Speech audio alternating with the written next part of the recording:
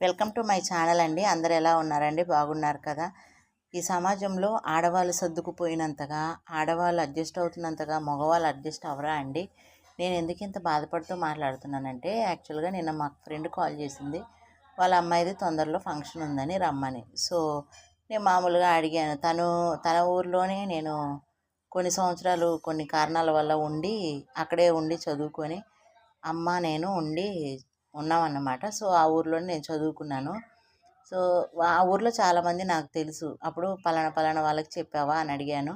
అయితే తను అందనమాట. అంటే వాళ్ళు యాక్చువల్గా మా ఫ్రెండును వాళ్ళ హస్బెండు ఒక 4-5 ఇయర్స్ బ్యాక్ కొన్ని గొడవల కారణంగా, అంటే తనకేదో హెల్త్ ఇష్యూస్ ఉన్నాయని వాళ్ళు విడిపోయారన్నమాట. ఈ అమ్మాయికి హెల్త్ ఇష్యూస్ ఉన్నాయని వాళ్ళ హస్బెండ్ ఏదో విడిపోదాం అన్నట్టు విడిపోయారండి. అప్పుడు ఏ కుటుంబంలోనే ఏదైనా ఏం జరిగిద్దండి, అమ్మాయి తరపున వాళ్ళందరూ అబ్బాయికి సర్ది చెప్పడంలో కొంతమంది తిడతారు, కొంతమంది బ్రతిమాలుతాడు, కొంతమంది బెదిరిస్తారు. అవునా కాదా? సో ఆ అబ్బాయి ఇప్పుడు ఏమంటున్నాడంటే, మీ పుట్టింటి వాళ్ళని కానీ మీ ఊర్లో వాళ్ళని ఎవరు అంతగా పిలవద్దు, నాకైతే ఇష్టం లేదు. ఇప్పుడు ఇద్దరు కలిసి పిలిస్తే మర్యాదగా ఉంటుంది. మీ పేరెంట్స్ని మట్టుకంటే మీ ఇంట్లో వాళ్ళ అన్నయ్యని వదిన్ని వాళ్ళని మట్టుకి అమ్మని నువ్వు మాత్రమే పిలుచుకో, నేను పిలవను. ఇంకా మిగతా చుట్టాలంటావా, మీ మేనత్తలు మేనమామలు మీ ఇంటి చుట్టుపక్కల వాళ్ళని నేను పిలవను, నువ్వు కూడా పిలవద్దు. ఎందుకు అంటే వాళ్ళు నన్ను తిట్టారు, పలానా టైంలో తిట్టారు, మన ఇద్దరం విడిపోయినప్పుడు బాగా నన్ను విరోధిగా చూశారు అంటే.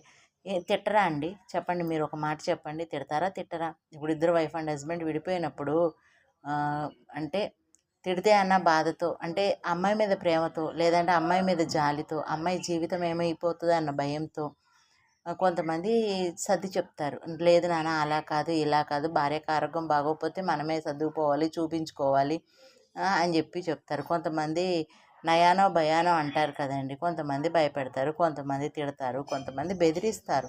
అంత మాత్రాన ఇప్పుడు ఇదంతా బాగానే ఉందండి. ఇప్పుడు ఒక 1 ఇయర్ ఏమో విడిగా ఉన్నారు, ఇప్పుడు కలిసిపోయారు. 4-5 ఇయర్స్ బ్యాక్ అనగా ఇప్పుడు అంతా బాగానే ఉంది. అంటే వైఫ్ అండ్ హస్బెండ్ కలిసిపోయారు, ఇద్దరు ఒక దగ్గరే ఉంటున్నారు. ఇప్పుడు ఆ అమ్మాయి పాపం తనకే కోరిక ఉంటుంది కదండి వాళ్ళ అమ్మాయిది.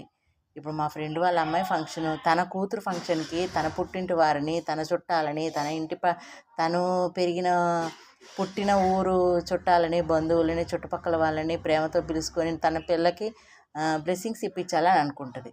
అయితే ఇలాంటి టైంలో ఆయన అలా మాట్లాడటం తను చాలా బాధపడిందండి.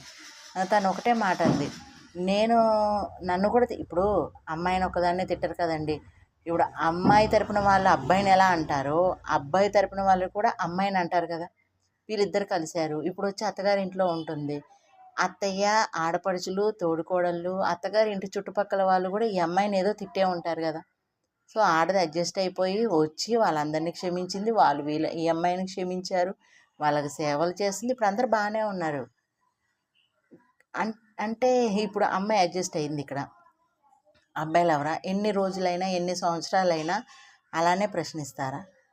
ఇప్పుడు అమ్మాయికి హక్కు ఉంది కదండి, తన వాళ్ళని తన బంధువులందరినీ పిలవాలని. ఇప్పుడు ఇన్ కేసు ఒకవేళ పిలవకపోతే, పిలుస్తుందండి, ఎలాగోలా ఒప్పిస్తాను, ట్రై చేస్తాను అందనమాట. సో పిలుస్తుంది. ఒకవేళ పిలవకపోతే ఆ చుట్టాలు ఏమనుకుంటారండి? అదిగో పలానా టైంలో తనకు భర్తకి పడనప్పుడు మేము ఎంత సపోర్ట్ చేసాము, ఇప్పుడు భర్త దగ్గరికి వెళ్ళేసరికి అత్త మామలు భర్త వీళ్ళందరి దగ్గరికి వెళ్ళేసరికి మనందరం బ్యాడ్ అయిపోయామా అనుకుంటారా? లేదండి. ఎటు తిరిగి అమ్మాయికేనండి ఈ సమాజంలో కట్టుబాట్లు, పద్ధతులు, అధికారాలు.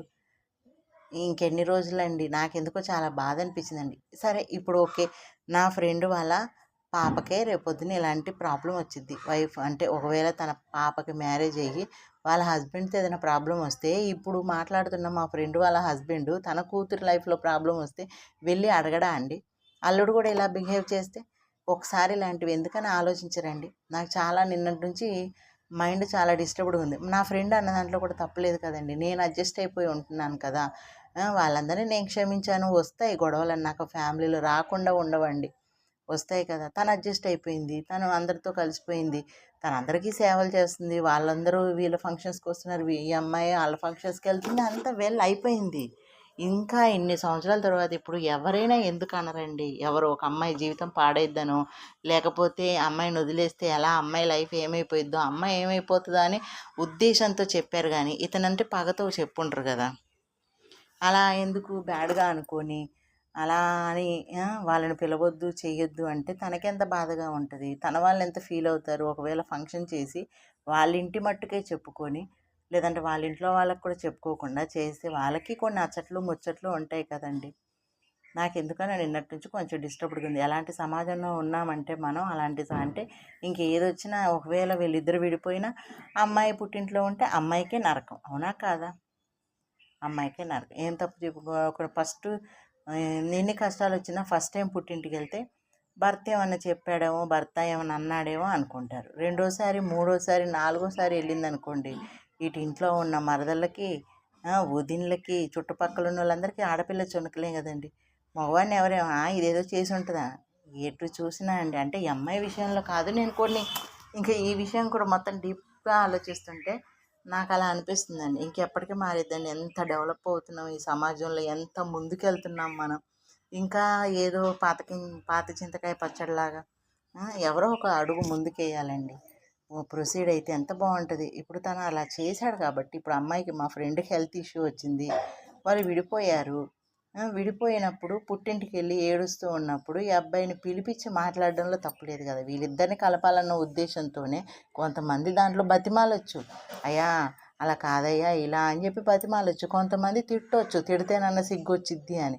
కొంతమందేమో భయపెట్టొచ్చు. ఇలా చేస్తే అలా, అలా చేస్తే ఇలా అని. అంతేగాని అబ్బాయి అంటే పగని కాదు. అంతకుముందు పెళ్ళైన కాడ్నుంచి నీకు మర్యాద ఇచ్చారు. అవునా కాదా? ఇలాంటి టైంలో పిలిచి వాళ్ళని కలుపుకో అవసరమైతే పోనీలేగయ్యా అప్పుడు విడిపోయావు.